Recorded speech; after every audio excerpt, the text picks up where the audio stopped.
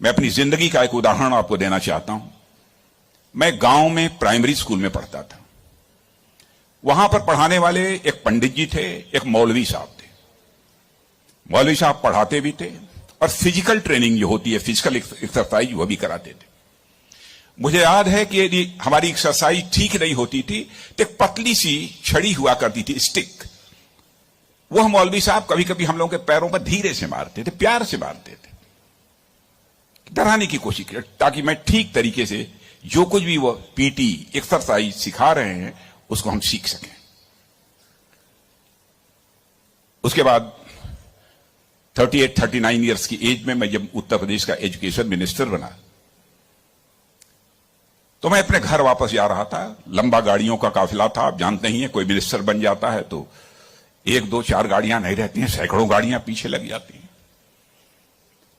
जब मैं घर जा रहा था तो हमारे घर जाने वाली जो रोड है उसके बगल में ही, लगभग हमारे घर से, हमारे गांव से लगभग 15-16 किलोमीटर दूर मौलवी साहब का घर था। मौलवी साहब रिटायर कर चुके थे, बुजुर्ग हो गए थे, आंखों से दिखाई नहीं देता था। उनको मालूम हुआ कि जिस बच्चे को प्राइमरी स्कूल में हमने एजुकेशन दी है, आज वो हमारा बच्चा इस प्रदेश का एजुकेशन मिनिस्टर होकर इसी सड़क से गुजरने वाला है।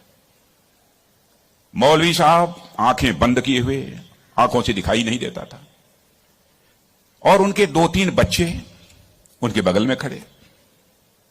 जो सज्जन हमारे साथ बैठे थे गाड़ियों में, हमारे काफिले में, उन्होंने कहा कि देखिए, यही मौलवी साहब ने आपको पढ़ाया था, मौलवी साहब का गांव है। मित्रों, मैं अपने जज्बे को रोक नहीं सका। मैंने गाड़ी बैक कराई और मौलवी साहब आंखें बंद किए हुए, दोनों हाथों में हार लिए हुए खड़े थे। मौलवी साहब के पास गया और मौलवी साहब का मैंने चरण स्पर्श किया, उनका पैर छुआ, और मौलवी साहब की आंखों से तब तक आंसू चलते रहे जब तक कि मेरी गाड़ी वहां से नहीं गुजर गई। कल्पना करिए, वर्षों गुजर चुके थे, प्राइमरी स्कूल छोड़े हुए, उसके बाद मौलवी साहब से कभी भेंट नहीं हुई थी। लेकिन वह क्षण मैं अपनी जिंदगी में कभी नहीं भूल सकता। मैं चीफ मिनिस्टर भी थे तो आए थे एक बार मिलने के लिए। लगभग 3-4 हजार की भीड़ हमारे चीफ मिनिस्टर रेजिडेंस पर थी। किसी ने बताया कि वो सज्जन आए हैं, वो कह रहे हैं कि मैं तुम्हारे सीएम को मैंने पढ़ाया है।